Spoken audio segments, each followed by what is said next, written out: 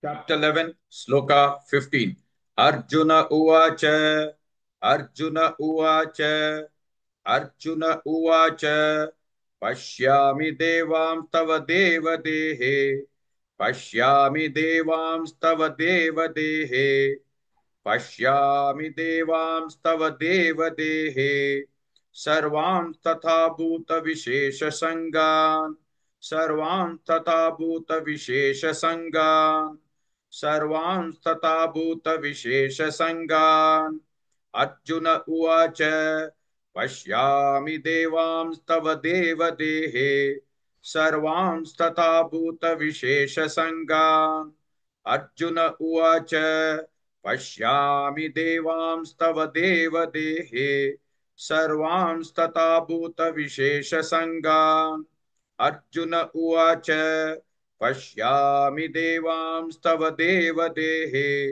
सर्वांस्तथा भूतविशेषसङ्गान् अर्जुन उवाच पश्यामि देवांस्तव देवदेहे सर्वांस्तथा भूतविशेषसङ्गान् अर्जुन उवाच पश्यामि देवांस्तव देवदेहे सर्वांस्तथा भूतविशेषसङ्गान् ब्रह्मानमीशं कमलासनस्थं ब्रह्मानमीशं कमलासनस्थं ब्रह्मानमीशं कमलासनस्थं ऋषींश्च सर्वान् उरगांश्च दिव्यान् ऋषींश्च सर्वान् उरगांश्च दिव्यान् ऋषींश्च सर्वान् उरगांश्च दिव्यान् ब्रह्मानमीशं कमलासनस्थं ऋषींश्च सर्वान् उरगांश्च दिव्यान्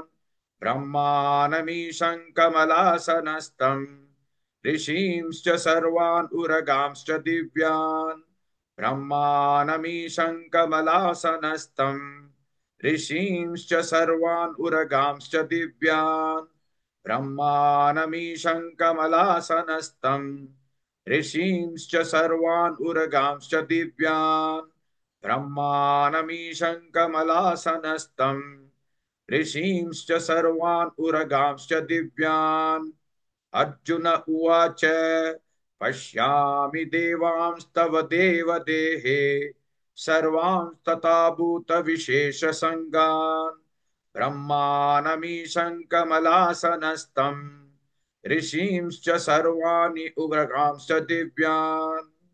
Please like and share this video because you could be instrumental in helping someone around the world recite the Srimad Bhagavad Gita, thereby helping them to have a life of unending opulence, victory and prosperity. This is mentioned in chapter 18, Sloka 78. Yes, don't forget to buy my book, Leadership Can Be Child's Play. Namaste.